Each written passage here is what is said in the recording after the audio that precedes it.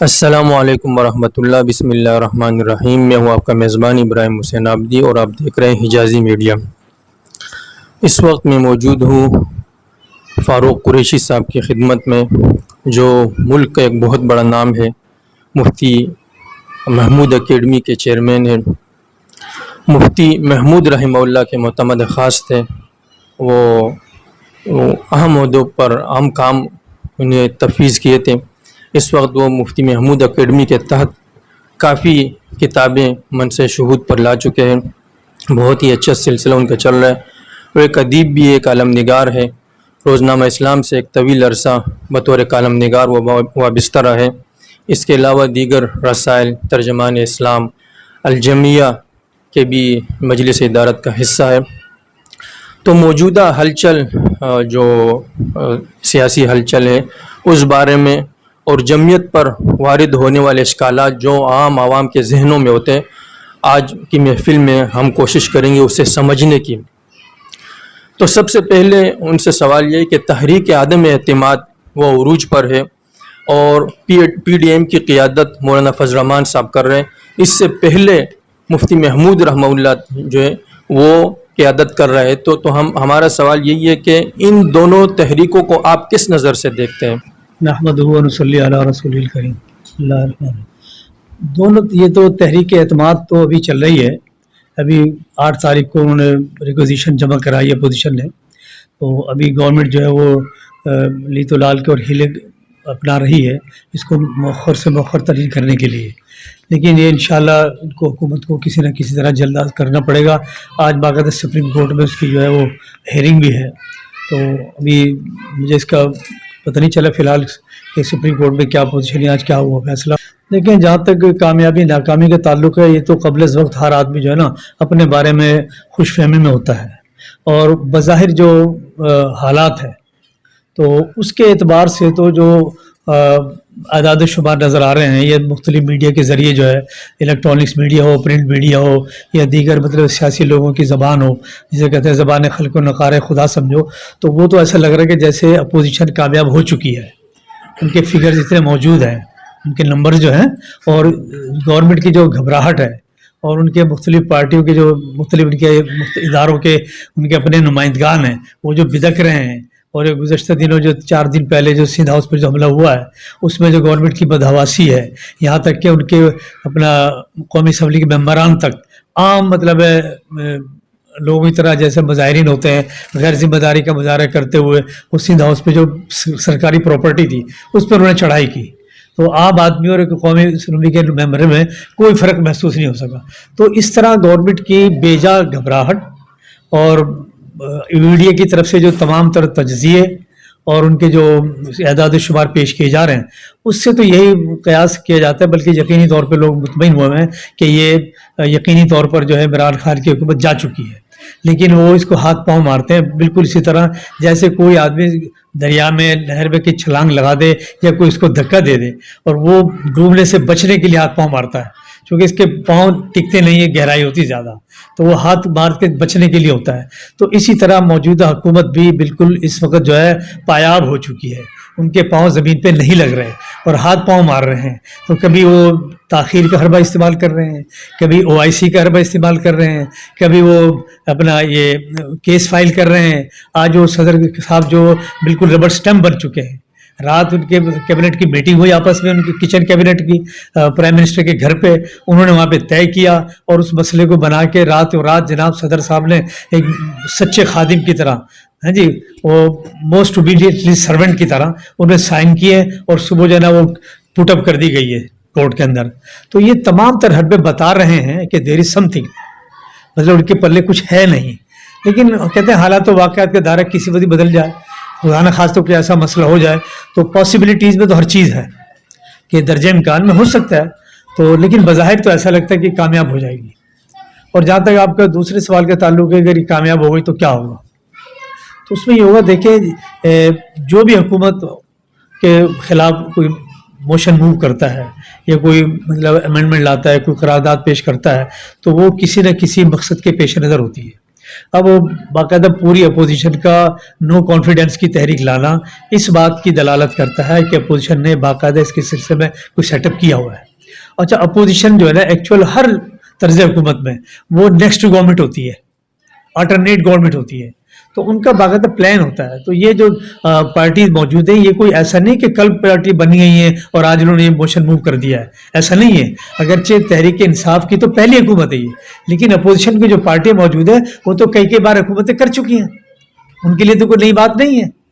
تو لہٰذا یہ سوال تو میں سمجھتا ہوں نہیں بنتا کہ وہ کیا کریں گے, کرنا تو انہوں نے یہ ہے, لیکن جہاں تک اس بات کا تعلق کہ کیا موجودہ مسائل ہیں اس کا ان کو ادراک ہے یا کیا ان کا حل ہو سکتا ہے, تو میرا جواب یہ ہے کہ واقعتاً چونکہ ان کو وہ پہلے سے تجربہ کار جماعتیں ہیں, انہوں نے باقاعدہ ان مراحل سے گزر کر دیکھا ہے. اور موجودہ حکومت جو پہلی دفعہ حکومت میں آئی تھی اور مختلف لوگوں کا انہوں نے چون چکا مربع کیا تھا, تو ہر وزیر اپنے طور پر ایک طرح سے انڈیپینڈنٹ تھا. جیسے خلا میں سیارے ہیں نا, ہر سیارے کا مدار اپنا الگ ہوتا ہے اور ہر سیارہ اپنے مدار میں گردش کرتا ہے. اسی طرح موجودہ حکومت کے جو وزراء ہیں وہ یوں سمجھو کہ خلا کے جو مدار میں اپنے مدار میں گردش کر رہے ہیں, وہ ان کا کوآرڈینیشن نہیں ہے. تو اب دیکھیں نا, کبھی کہا تھا جی وزیر خزانہ یہ ہے اور جناب یہ IMF میں یہ کریں گے, ورلڈ بینک سے یہ کریں گے, فلاں میں یہ کریں گے, فارن منسٹر کی جناب ترجیحات کیا ہوتی ہیں, انٹیریئر منسٹر کچھ کہتا ہے. تو یہ ظاہر بات ہے جگہ جگہ لگ رہا ہے کہ ان کی آپس میں کوآرڈینیشن نہیں ہے, نہ ان کو تجربہ ہے. یہ بیچارے تجربہ کر رہے ہیں, اس ملک کو تجربے کی بھیڑ چڑھا رہے ہیں. تو لیکن اپوزیشن کی اگر حکومت آئے گی تو ظاہر بات ہے حکومت اس سے زیادہ تجربہ کار ہے, زیادہ سمجھدار ہے. پھر دیکھیں دوسری بات یہ اس میں جو زیادہ غور و خوض کی حامل ہے کہ وہ ان حالات میں باقاعدہ کنٹرول کریں گے ملک کو. اور سب سے بڑا مسئلہ ان کے سامنے یہی ہوگا کہ جن وجہ سے جس خرابیوں کی وجہ سے لوگ بدزن ہیں اور لوگ جس طرح پاپولرٹی دی تھی عمران خان کو اس انداز سے انہوں نے ان کو ڈاؤن فال کیا ہے, تو وہ ان ریزنز کو, ان وجوہات کو ختم کریں گے. کیونکہ انہیں پتہ ہے کہ اگر ہم اس پہ کور نہیں کر سکے اس کو تو ہماری حیثیت بھی زیرو ہو جائے گی. تو باقاعدہ امید پہ دنیا قائم ان شاء اللہ تعالیٰ اپنے طور پہ تو کوشش کریں گے وہ, لیکن کل کیا ہوتا ہے تو مستقل کے بارے میں ہم صرف ایک اندازہ لگا سکتے ہیں, یقینی طور پہ نہیں کہا جا سکتا. لیکن امید واثق ہے کہ ان حکومتوں کے سابقہ تجربات کی بنا پر. اب دیکھیں اس سے پہلے جو ہے وہ مسلم لیگ نون کی حکومت رہی ہے, نواز شریف کے دور کے اندر باقاعدہ اکنامک پوزیشن اس سے بہتر تھی, اسٹیبلٹی تھی اکنامکس میں, آپ کی امپورٹ ایکسپورٹ بہتر تھی, آپ کا کرنٹ خسارہ جو تھا کرنٹ اکاؤنٹ خسارہ اس سے بہتر تھا, اور باقاعدہ جو یہ نیشنل ڈیولپمنٹ کا جو ریشو تھا وہ اس کی نسبت بہتر تھا. تو ظاہر بات ہے امید یہی کرنی چاہیے. پرائسز دیکھ لیں آپ جتنے بھی اشیاء خرد و روش کی, تو وہ دیکھیں آپ, اس سے بہت بہتر تھی. اب تو اچھا خاصا کمانے والا آدمی بھی مہینہ پورا کرتے ہوئے مشکل محسوس کرتا ہے, دن رات قیمتیں چڑھ رہی ہیں. مطلب پہلے تو بجٹ کے موقع پہ اشیاء کی قیمتیں چڑھتی تھی نا, اور وہ سال میں ایک بار ہوتا تھا. اب تو بجٹ بھی سال میں 3 دفعہ آ رہے ہیں, اور اشیاء کی قیمتیں جناب سال میں نہیں ہو رہی ہیں, ہر ہفتے بدل رہی ہیں. آپ ایک دفعہ ایک چیز لینے جائیں, 2-4 دن کے بعد دوسری چیز لینے جائیں گے یا اسی چیز کو دکاندار سے ملیں گے تو ریٹ دوسرا ہوگا.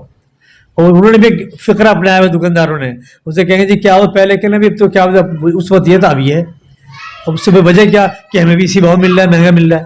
اب کہاں سے مل رہا ہے خدا جانے, ہر آدمی جو نہیں کہتا ہمیں مہنگا مل رہا ہے. تو گورنمنٹ جو ہے اس کو کنٹرول کرنے میں قطعاً ناکام ہو چکی ہے, اور فارن منسٹر جو آ رہے ہیں وہ محض تجربہ کر رہے ہیں. ان کو کچھ یہ ابھی جو حماد اظہر صاحب ہے پہلی دفعہ بنے ہیں, یہ اس سے پہلے جو یہ آئے تھے ہمارے لانگ مین جو تھے اسد عمر صاحب, یہ بڑی خوش فہمی اور بڑی ڈینگیں مارتے تھے, یہ انہوں نے تجربے بھیڑ چڑھایا. اس کو پہلے کوئی اکنامی سے تجربہ نہیں تھا نا, یہ تو اینگرو پاک کے اس کو کمپنی کے پرائیویٹ کمپنی کے تھے, سمجھے, انہوں نے اس کو بھی پرائیویٹ کمپنی سمجھا, ملک کو بھی, تو یہاں تجربہ کر رہے ہیں. بالآخر کو حفیظ شیخ صاحب کو لے کر آئے, وہ آزمودہ ٹیکنوکریٹ تھے لیکن اس سے بھی کنٹرول نہیں ہوا, تو اس بزنس مین کو لے کر آئے ہیں شوکت ترین صاحب کو. اب وہ بھی اس سے پہلے کہہ چکے کہ ملک کی معیشت کی گاڑی پٹری سے بہت نیچے جا چکی ہے. گورنمنٹ کو باقاعدہ ٹیک اوور کرنے کے بعد اوتھ لینے سے پہلے ان کے یہ تاثرات تھے.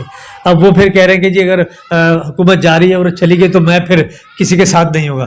مقصد کیا ہے, وہ یہ کوئی وفاداری کی بات نہیں کر رہے, بات یہ ہے کہ اپنی جان چھڑانا چاہ رہے اس بہانے سے کہ کل کو یہ نہ کہا جائے کہ جناب آپ سنبھالنے کریں, تو تاکہ مجھے بہانہ مل جائے کہ میری جان چھوٹے گی. چونکہ سدھار کا اور سنورنے کا کوئی راستہ نہیں ہے, تو جو آئے گا پھنسے گا. لیکن یہ مطلب اپنے طور پر بہتر کارکردگی دکھائی انہوں نے.